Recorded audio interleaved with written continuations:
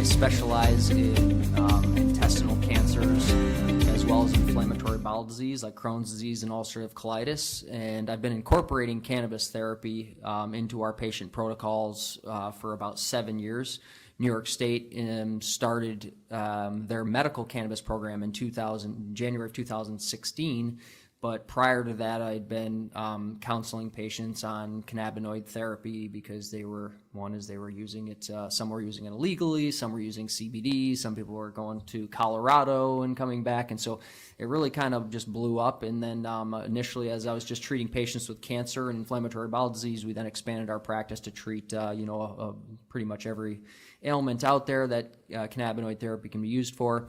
I'm also currently the Chief Medical Director of the Cannabinoid Industry Association here through Mace Media, helping develop their educational programs. Hi there, I'm Lauren DeVito. I'm based out of New York City. I'm a neuroscientist as well as a cannabis journalist. I'm a staff writer at Mace Media Group. I've also been published by a few other of the sort of industry magazines. I did my graduate work in memory and cognition, and my research was always focused in the preclinical world, first in schizophrenia, and then my postdoctoral work I pursued in Alzheimer's disease. For the past about 8 years, I've been working in medical communications, so that is working with biotech and pharmaceutical companies to foster education of healthcare professionals, patients, other providers. I've also worked with different hospitals in New York City, worked at different startups as well as nonprofits. So my main goal as a writer and as a scientist is to make sure that both physicians and patients get evidence-based fact about cannabis medicine, especially when it comes to CBD. So thank you for having me today. Hi, I'm Ed Martino. The PhD was left off the badge. My PhD is in experimental psych. I'm an old guy, so it's from the 60s and 70s. Actually, I did graduate work started in the late 60s, finished in the 70s. I have 24 hours of psychopharm, including research and other things. So I come at this from a slightly different point of view. I'm also 50 years a stoner because I grew up during the counterculture, and I'm still here. I was able to get a National Science Foundation fellowship in my second year graduate school. I was third in my first year class. The other two folks that were ahead of me were females. And the fellowship that I won facilitated getting my degree in a little shorter time. However, I am not a practicing physician or a psychologist in any sense. I don't do clinical work. But I have decided that it's time for me to really be a cannabis activist and help people understand how everything works, okay? I talked to Lauren a little earlier, and I made a couple comments. Let me see if I can repeat them fairly quickly. First of all, the herb that we used to smoke in the 70s had more CBD in it than what is available now, the regular herb. They bred out CBD in favor of THC because it's a switch inside the plant that the plant produces either or. So the older herb had slightly different characteristics. What they did in the last 20 years or so is to really ramp up high percentages of THC. Okay, that's nice, except some of the medical benefits, some of the best medical benefits are from the CBD side. We have a demo tomorrow for a little thing we put together with a nebulizer and the CBD tincture. I invite anybody who's interested in experimenting, see how fast you can get a result. Please come and sign up for the demo. Anyway, so that's my bag. My bag is to really help people understand what works, because we know what works and we want to make sure we share it. Awesome. Okay, I really think we've got a robust amount of perspective and experience. I think both the practical and benchtop is going to lend itself to really digging into this conversation. Really, there's no better place to start than what do we know about the safety of CBD? Is there a level of toxicity? Are there potentially dangerous drug interactions that we need to be aware of before starting a treatment? And let's start with Lauren and then move out. Sure. So this is certainly a conversation topic that's been coming up in the media most recently, but it's definitely important for consumers, patients to be aware of. now that you can get CBD in sort of every store, whether it's a vape store or even CVS or something like that, people are just, buying it, taking it, and not really thinking about it, not mentioning it necessarily to their physicians. And while we do know that cannabis and CBD is a generally safe drug with a very tolerable profile, we now have a wealth of data on safety from some of the clinical trials that were most recently completed. So Epidiolex, which was approved last year for pediatric epilepsy, went through the traditional FDA clinical trial program, has phase 3 data available. And what that provides us is sort of a guideline for physicians. So every time a new drug is approved, you get something called a prescribing information. And that is a summary of all the clinical trial efficacy data as well as the safety data. So even though we know that this was one formulation of CBD, it was tested in a group of pediatric patients, it was very vigorously and thoroughly tested, we can use some of those caveats to still kind of guide the conversation. So what we know about CBD is that it has been associated with some sort of general adverse events in these trials. So somnolence, pyrexia, fatigue, vomiting, things like that that are generally can be well managed and resolved in these patients. However, we do know that there are associations with increased liver enzymes that they found in this trial. What's important to know is that data from this trial, as well as others, have also suggested that concomitant use of valproate may be responsible for some of those effects. We also know that cytochrome P450 is involved in the pathway that breaks down CBD, which affects other medications. So listed in the prescribing information, as well as other clinical trial data and other studies, show that use of antibiotics, certain antifungals, perhaps some cardiovascular medications can interact with CBD. And in terms of the liver function, there is also clear guidance in the prescribing information that comes from GW Pharma, which is the manufacturer, that you just need to be aware of this in those patients. You may need to make dosing adjustments, etc. But I think we do have a good idea from these clinical trials and what's going to be emerging in the literature about some of these side effects and also how to manage them, because they are very manageable. Thank you. Dr. Abadili, if you want to pick up on that conversation of liver interactions, talk a little bit more about that, then we'll get to Ed. Yeah, so in general, again, to echo the other panelists' comment here, is that CBD is safe. Okay, we know CBD is safe, and there are, however, some cautions that we have to make, and considerations we have to make. And going back to the studies on Epidiolex, and as well as Sativex, which is THC and CBD, it has been shown to have some drug interactions, particularly with some of the anti-seizure medications and things of that nature, as well as in patients who've had moderate to advanced liver disease. We've never experienced anybody in our practice now of treating over 2,000 patients who've had liver problems as a result of that. And I think there's a few reasons for that. One of the reasons is that typically the doses that we're prescribing are nowhere what the studies have shown with this. Now, take Epidiolex, for example. What you're going to see here, on the retail side, is we're talking doses anywhere from 5, maybe a couple hundred milligrams. We know doses up to 1,500 milligrams a day have been well tolerated in human subjects. But the study on Epidiolex, you're talking 10 to 20 milligrams per kilogram. Okay, you can do the math on that and then figure out, you'd have to consume, half of all the samples out there, and thing to get these kind of doses. And so, so that's one thing. And when we're talking about these lower doses, there's no evidence to suggest. And so based upon what Epidiolex is saying is that, consideration, the one thing that they say is the contraindication, the only contraindication from Epidiolex is if you have a sensitivity reaction to CBD. So they're not saying if you have liver problems, you can't take CBD. what they're saying is that with patients who have moderate to severe liver disease, these are the people you have to be more careful and cognizant of.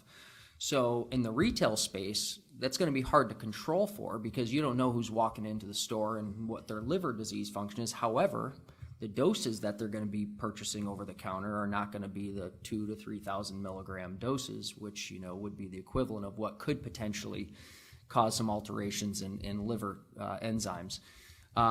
We did talk about it in the last panel just previously, but I think it is worth noting that there is a study which was published that talked about and really kind of threw the industry on its head for a couple days about CBD being liver toxic. And this was very, first I heard this, I got this report, and I said, oh boy, here we go. We're all in trouble, and the industry's in trouble. But you have to look at that study. So I looked at that study, and you got to look at it very carefully. And then I read a lot of commentary on people who've also analyzed that study. And the problem with that study is multiple. First of all, you always got to, whenever you're analyzing a study, first thing you got to look at is where's the source? Where's it coming from? And the source was very biased. Source that had clear interest in making sure that CBD was not going to go mainstream, or they wanted to put the brakes on CBD.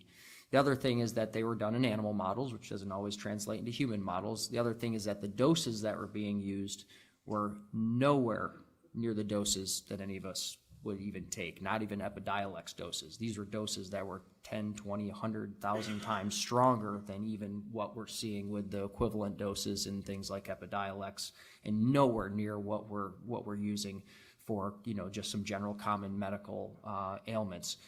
When it comes to the medication side of things, this is a little bit more of a tricky thing to figure out, because when it comes to medications, when people come to us, to our clinic, and they want to, use, cannabis, whether it's CBD or whether it's, THC-based products, of course, one of the things we always run through is their medication list, right? And you always have to ask yourself, well, what would be the negative side effect if that medication either didn't work or worked too well, meaning the concentration of it got too high in the bloodstream? So we know that CBD is metabolized by these cytochrome P450 enzymes within the liver.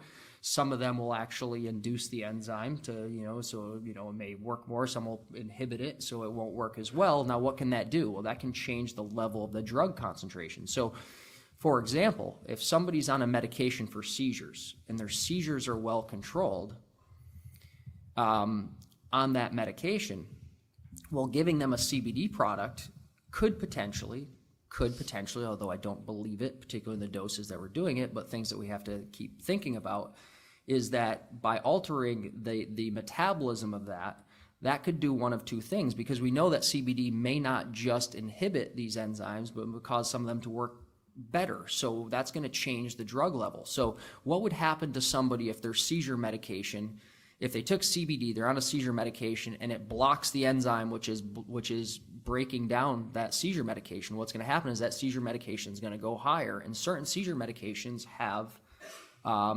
toxic effects at higher doses. Now, what happens if CBD induces that enzyme to start working better, so it chews up their anti-seizure medication more? Their seizure medication is going to go down. Now they're at risk of having seizures, right? Now, again, we're not necessarily seeing that, and I've followed lots of neurology patients who, use CBD supplementation for their seizure disorders in addition to their conventional pharmaceuticals, and we're not seeing any toxicities. And I work pretty closely with our neurologists when I do this, because I don't want to be responsible for somebody having a seizure or toxicity from that. The other medications to be mindful of, you alluded to them, things like antibiotics, antifungals, and then blood thinners. Again, you got to say, what is the downside versus the upside of something, right? And, what is the downside if your blood thinner doesn't work well? Well, you're going to clot, and maybe if someone's taking it for blood clots or for atrial fibrillation or stroke management, things like that, well, then they could stroke. What is the problem if it doesn't chew up that medication well enough? Well, now you've got too much blood thinning. Now a person falls, they hit their head, they get a brain bleed, right? So, these are the main factors that we need to consider. But again, these are at doses that we're just not seeing. So in my practice, and I'm starting to become a little more liberal about, how I'm testing these people, but people that are coming in and they're requesting high doses of CBD, I typically will check a liver function panel on them before I start them on that. And then I may check it in 3 months or 6 months. And then after 6 months, if they've been on a regimen, then I say there's no reason for us to continue to chase this and just to, be vampires and keep drawing your blood for no reason. But it's something that we have to keep in mind. But, to make a long story short, low doses that we're talking about here, I believe, are generally safe, with a few caveats, careful with some medications. It's the higher doses where we have to be somewhat cognizant of, but the higher doses are going to be prescribed, most likely through a physician. And when in doubt, refer to a cannabis specialist. Ed, is there anything you'd like to add on that? Going to make one comment on the dose thing again. I read something the other day from a pharmacological point of view, and they said it very simply. Dose makes the poison, which means the higher dose you take of anything, the more likely it is to create some negative effects. Now, CBD, in the way we use it, is a herbal medicine. I don't use an isolate-based CBD product myself, and neither does my spouse. We use a full plant extract, which allows you to use less. So if you're trying to reduce the danger of having anything bad effect, it's safer to use a full plant product. However, most of the retail stuff that's out there right now is isolate based. It's kind of hard. You have to hunt to find a full plant product. But if you're concerned about dosages, that's the easiest thing to do. Get a full plant CBD where the minimum effective dose may be 10 milligrams as opposed to 50 milligrams on an isolate based product. Note when you buy gummies, they're almost always at least 50 milligrams. Why is that? My guess is that they wouldn't work if they were less. But when we're talking about availability, supply chains, and the actual process of getting access to these products, there's a lot of doubt in the marketplace. Legit Script, which is a company that vets sort of the quality of manufacturers out there, in a recent report found a huge amount of fraud in labeling and in product claims in the CBD industry. And so for the panel, how does this approach your recommendation of people using CBD? And from a consumer perspective, how can consumers navigate what they possibly can't trust? And let's start with Craig and go down the line. So Okay. Or Ed. Go ahead, it's all right. No sorries. Latecomer, carry on. Yeah. I think if you look at the broad picture here, we're moving, marijuana or hemp is moving from DEA oversight to FDA oversight. And we're in that transition. The DEA doesn't necessarily want to handle this problem. They've got enough. And so until it completely gets under FDA oversight, we're lacking the standardization on the over-the-counter market. And so I don't think, in my opinion, there's anything dangerous out there, but I think there are better products on the consumer retail side than other companies.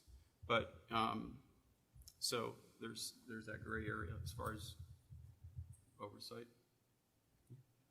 So, I guess to answer your, just so I'm clear on your question, as far as, you're trying to elucidate how do we look through and try to figure out product safety and, things of that nature. Yeah. Transparency in this industry is everything. I would say for two reasons. The first, and you can decide what's more important. First is what's safest for our patients. The second is what's ultimately safest for our industry. Because if we're not transparent and we're not and we mess up and patients have bad outcomes, consumers have bad outcomes, expos like this aren't going to exist anymore, businesses like this aren't going to exist anymore, and government's going to take this over and we're going to be left in the dust.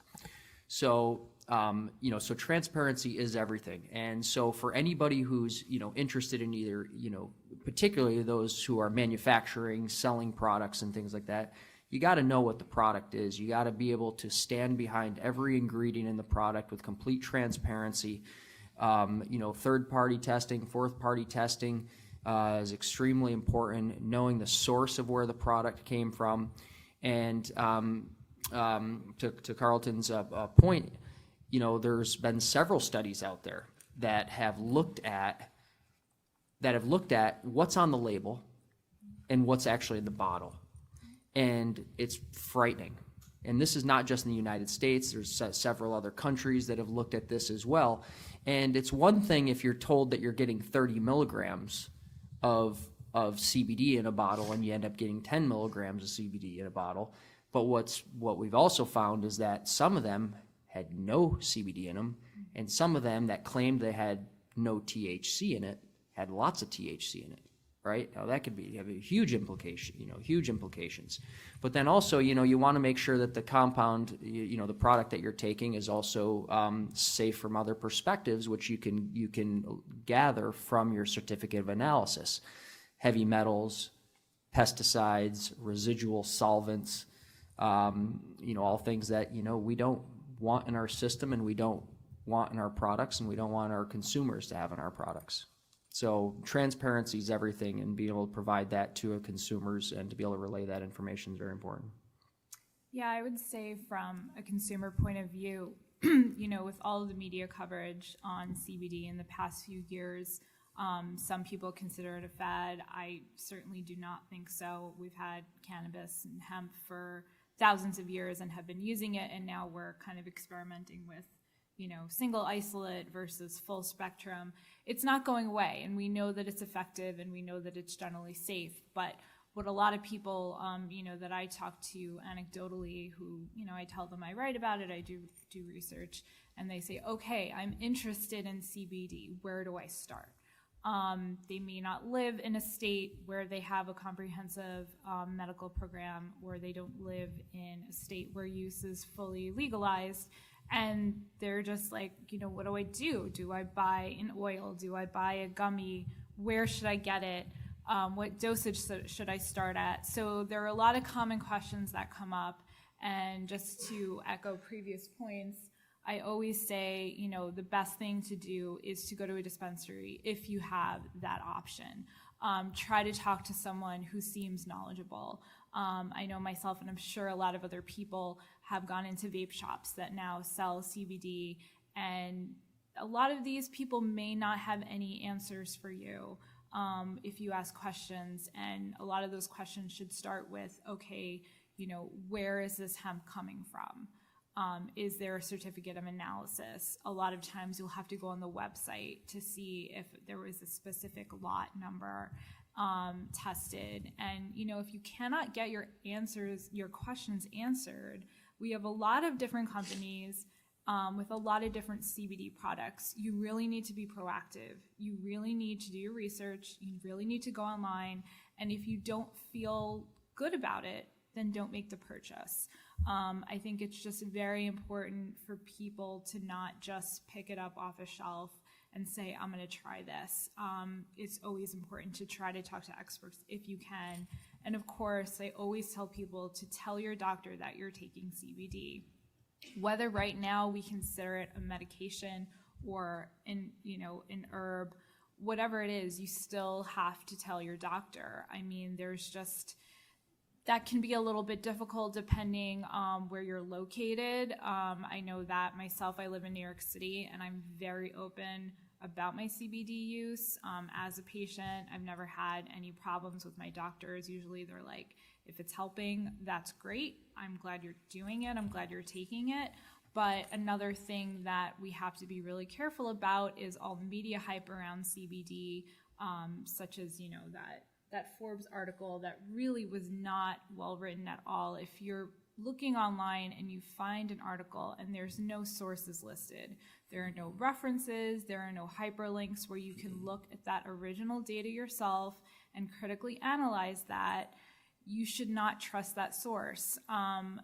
Sometimes it's difficult when people don't have necessarily the scientific background, and you look at a scientific paper and it's just a little overwhelming because you're not used to the format of it. That can be difficult, but there are a lot of great sources out there, and sometimes as a consumer, it's really just trying to figure out what is legitimate information and what is not. And I think if you follow a few basic rules about, we're talking about bias, are the study authors being funded by a particular company? Is it, funded by, what is the source? What is their agenda? And sometimes you can sort of get an idea of what that is if you look at more of the opinion-based statements in that journal or in that source. So make sure you find something that's well balanced. If you're seeing an article that's just saying, this is amazing, it's going to cure everything. If you see marketing claims that just seem like they're kind of ridiculous and not evidence-based, it's a good sign that maybe this isn't the right source of information. So in terms of consumer safety, it's really trying to educate yourself as much as possible. And while we do have a lot of physicians that are getting up to speed on cannabis medicine, it's not everybody. So this is a situation where you may tell your family doctor and they may not know much about the endocannabinoid system or CBD itself. So just really being proactive and being an educated consumer is very important. First of all, it's clear that there's a lot of discussion in the market right now of how to present this. Transparency is very important. There's a document which we've mentioned a couple different ways. We've called it certificate of analysis or certification certificate.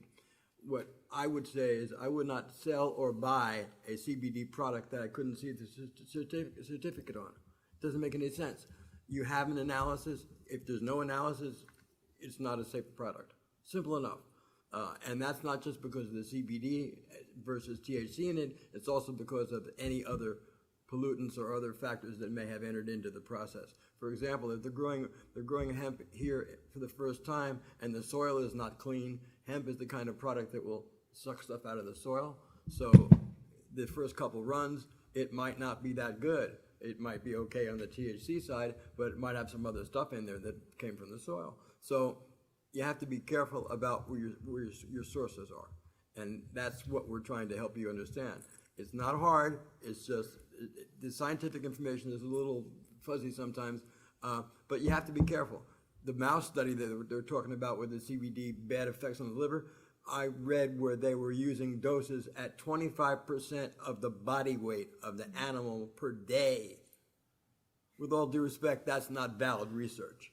Okay, people are trying. They're trying to hype now. They're trying to hype in both directions, obviously, and they're trying to hype on the negative side. So, for example, as far as claims of improvement in conditions, CBD is the mechanism that is used the phytocannabinoid, meaning the external one, that is used to help balance all your systems. It increases homeostasis throughout the body. Homeostasis is an active system of balance. It maintains balance in all your systems. And over time, balance in many systems will improve. But does it cure everything? Nah. If you do have acute pain, maybe something like vaporizing or smoking would be the best for you if you're trying to really dampen down that pain quickly. If it's something that's more of a chronic pain, then maybe an edible that lasts for a little bit longer in your body would be best for you. But I think just, picking up a bottle and taking lots of oil isn't necessarily going to be best for everybody. So cannabis and CBD medicine is highly, highly personalized. So you really need to think about, why am I taking this? Let me explore. We have so many different methods of application, which is amazing. It's really growing. And I think once you develop that sort of tailored treatment for you, you can really integrate it into your lifestyle and figure out the best way to maximize its effectiveness. Great. So I would just like to comment real quickly on some of the potential side effects that, that patients may complain of when they're taking CBD, no matter at what doses. Some of the side effects that we frequently report one is somnolence, fatigue, right? So how do we avoid that? Well, the first thing is I instruct all my patients for their first couple times they use it to use it in the evening, make sure they're not going to take it first time before they have to go to work all day and they'll be all tired. That's one of the things to see. Interestingly, we've seen in a couple people who have actually experienced increased rates of depression and anxiety. Very small subset of population, But when that happens, obviously that's not a good side effect, and sometimes we have to just abort therapy at that point rather than changing around, because we don't want to enhance or increase any anxiety or depression. So there's some little bit of a paradoxical reaction which we don't really have a great explanation. We do know that doses of CBD, lower doses tend to be a little more stimulating, and higher doses tend to be a little more sedating. The third one, which I would throw in there, would be GI upset, particularly with the edibles, capsules, things of that nature. Why that is, don't really know for sure, but we also make our own products, and I was experimenting around with different blends, and one of the things we found was particular terpene profiles were causing GI upset, and particular concentrations of terpene profiles, and this is something that's real. We know that particular terpenes can be irritating to the intestinal tract. So some people give them bloating, cramping, diarrhea. And so the question is that coming from the cannabinoids, the carrier oil? And my feeling is that it's probably not. My feeling is that it's most likely from the terpenes and particularly terpenes that are in higher concentrations, typically found in natural plants. Well, yeah, so in a community pharmacy setting, I always try to, approach the patient from, where are you coming from? What is it you'd like to know about CBD in general or cannabis? And then you discover where they are, what they're trying to treat, asthma, whatever, chronic pain. My experience is generally it's been safe with the over-the-counter products that I recommend as far as adverse events. Interactions, we should be seeing a host of them, but we don't generally. Cytochrome issues are almost non-existent with the lower doses and with a quality product with either an oil or whatever product you choose. I have heard most commonly one lady was trying to decrease her opioid use, and she thought that would be a suitable tool, and she reported feeling tired. So again, I want to distinguish tired is not the same as sedative hypnotic, where it'll knock you out behind the wheel. You may feel tired but not sleepy. Okay, but so again, try it at home or take it at night. And other people reported one or two said it didn't do anything for them. I usually explain to them, well, there's no wrong way to use this. You can double or triple your dose from where you're at. Try that for a few days. Okay, as far as oils under the tongue, and see if you get a medical benefit. Now there could be a question where they using marijuana recreationally. All right, and then in that case they might be CBD naive. So they have to. The THC side, for example, even though it's CBD receptors, that their body's attuned to that higher toxicity of THC to get that high. But you might have to retrain the endocannabinoid system to kind of be sensitized to the CBD. But I haven't seen any negative, God forbid, but so far everything seems to be safer, and it does appear to help a lot of people. Now, is that placebo or is that real? Some people say the placebo effect is real, okay? So you need to figure out what's what, but I do think there's a lot of value for homeostasis, and the more chronic you are generally, the bigger the response for the patient. Thank you. And give it up to the... I'm sorry, if I could just add Dr. one more comment about, because I think you bring up a great point about, the fact that you don't see any interactions. Now, one thing is physicians, patients come into our office and they're on 15 different medications, right? Are we sitting there wondering about all these drug interactions and their liver tests and things like that? And the answer is no. So why do we all of a sudden making such a big deal out of this, of somebody taking 25, 30 milligrams of CBD when they're on 16 different medications already? It's nonsense. So, I think that we need some authoritative regulatory bodies to really kind of put this to rest. But it's just, to your point, when you mentioned the polypharmacy thing, that's why I don't, unless people are on, blood thinners and anti-seizure medications, and even so, it's not like they're medical doctors every time they start them on a new medication. It's not like they're saying, okay, so we got to go through all your 18 medications, see if they have interactions, see how they're going to be processed by the liver. Now, how is this new medication that we're giving you going to be processed by the liver? How's that going to change those other 18 medications? So why are we worried about CBD? No, I think our panelists make great points, and I hope we can put it together for them in a great amount of I need to make one comment. Okay, I want to make a comment about the placebo effect. Since I'm a psychologist, that's my training. I think I Yeah. can make a comment. Okay, so here we are. We have a Chihuahua. She's half terrier and half Chihuahua. Her name is Daisy. About 3 years ago, when we first started to get CBD paste in from Slovenia, I remember opening up the jar of the paste, and she's kind of hanging out. And when I opened up the jar, she jumped 3 feet in the air. Now, once in a while, not even maybe 2 or 3 times a week, we take a couple of drops, put it on our finger, and let her lick it off. She used to have separation anxiety, and she will never avoid the CBD. She will always go to me and always lick it off. So as far as I'm concerned, she's our canary in the coal mine in terms of any placebo effect. What can I tell you? It's real. It works. Absolutely. We unfortunately don't have a lot of time. If there are any questions, I'd love to give folks an opportunity. Otherwise, our wonderful panel will be spread around the conference, and I know they're more than happy to answer your questions if you can approach them. Questions in the back? Hi there, this is for Edward. When you were speaking about the nebulizer and putting the CBD in, what nebulizer medication was in there? What nebulizer medication was in there, and how many drops of the CBD did you put in? We discovered this because a salesman from a company that sold nebulizers and things to go in and nebulizer medication. He was mainly in the company from California did isotopes, and so he sent us a nebulizer and we tested it. We bought some nebulizer for this demo from an outfit that I just found online that doesn't require prescriptions. So we don't really have a medical orientation to using the nebulizer per se. Does that help you? Yes. The reason I'm asking is I have a son that has Lyme disease and has terrible pain, chronic pain, systemic, predominantly in his back, and he has anxiety. And he does, on occasion, get bronchial problems and has a nebulizer. And we have, I think it's Levaquil is the med, I think that we would put into it. So I was just curious how. Well, come to the demo tomorrow and you'll see for yourself. Yeah, where is it? What time is it? Inside the expo at the demo stage, I think it's at 12 o'clock. Okay, great. Thank you. One or two more?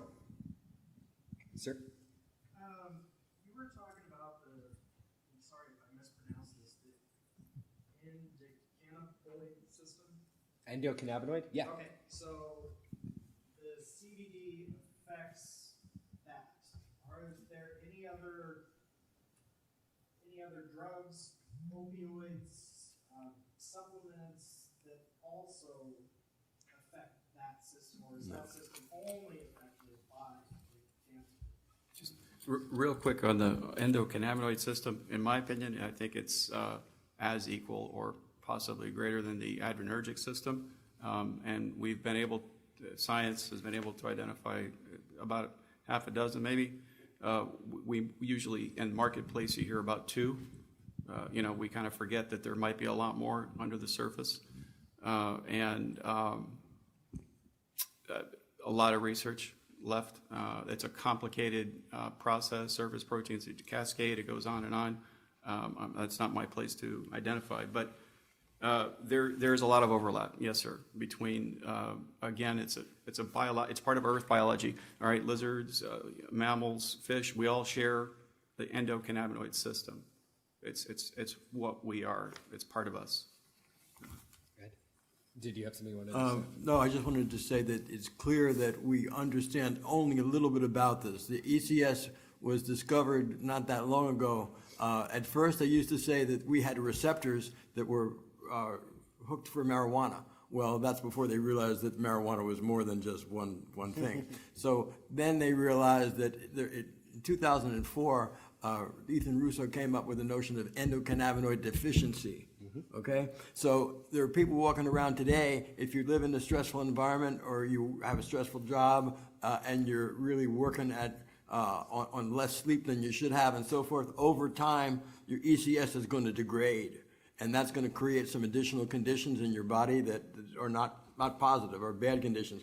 Anything which is inflammation related, by the way, there's 13 or 14 conditions that are pretty well defined that are inflammation related conditions. I'm talking about chronic inflammation. CBD's work. To answer specifically, we know that beta-caryophyllene, which is a terpene found in black pepper and a number of cannabis and hemp strains, is a partial agonist of the CB2 receptor, meaning it operates like CBD, just less potently. Further research indicates plants like Camellia sinensis, the tea plant, as well as a number of other phytoceuticals have similar, if not mirror compounds that interact with the endocannabinoid system. And it's just an area that I think we're really scratching the surface of. But ultimately, I think the idea that our bodies have endocannabinoid systems and CBD is a safe starting point to intervene and potentially solve some of the problems that come from those deficiencies, I think is something we could feel a lot more confident about after this discussion today.